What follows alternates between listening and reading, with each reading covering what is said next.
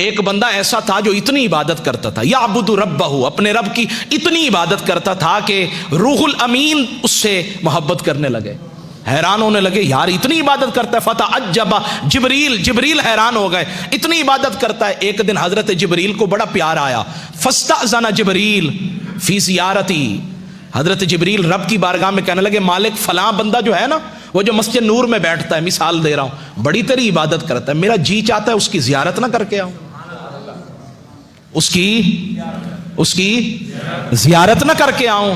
حضرت جبریل نے جب یہ بات کی نا، رب نے فرمایا تجھے اجازت ملے گی، اذن لہ، اجازت دیتے ہیں، بشرط، لیکن ایک شرط ہے۔ کیا شرط ہے؟ کہا ان ینظر فی اللوح المحفوظ، لوح محفوظ میں اس کا اصل، اس کی جو قسمت ہے نا، تقدیر ہے، ذرا وہ دیکھ لو۔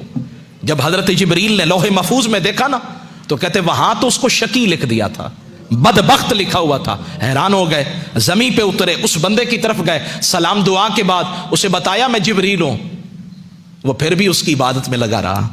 کچھ ہوتے ہیں جو حضرت خضر کے پیچھے بھاگتے ہیں، اور کچھ وہ ہوتے ہیں حضرت خضر بھی آ جائیں نا، میں بے ادبی نہیں کر رہا، وہ کہتے ہیں جی خضر آنا تیرا آنا مبارک، لیکن جس کی عبادت میں کر رہا ہوں نا، مجھے کسی کے لیے توجہ دینے کی ضرورت نہیں ہے۔ تو فرماتے بات ختم ہو گئی، فرماتے ہیں حضرت جبریل نے کہا تجھے اللہ نے بدبخت لکھا ہے۔ وہ پتہ کیا کہنے لگا؟ الحمدللہ، نہیں سبحان، اونچی بانا سبحان اللہ، ہر حال میں راضی رہنا، جیسے تو راضی ویسے میں راضی۔ کہنے لگا الحمدللہ، یا اللہ تیرا بڑا کرم ہے، کم از کم لکھا تو ہے نا، بدبخت لکھا تو ہے نا، کچھ نہ کچھ تو لکھا ہے، ادھر لکھے پھر بھی تیری مرضی ہے، ادھر بھی لکھے تیری مرضی ہے، کم از کم اتنا تو دلاسا ہے کہ تو نے لکھا ہے۔ حضرت جبریل کہنے لگے شاید کہ فظن جبریل انہ لم یسمع کلامہ، وہ کہنے لگے شاید اس نے میری بات کو سنا نہیں ہے۔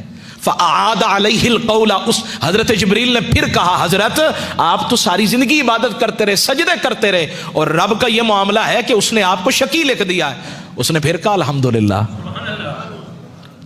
فتعجب جبریل بڑے حیران ہوئے، کہنے لگے یہ کیا معاملہ؟ اس نے کہا لو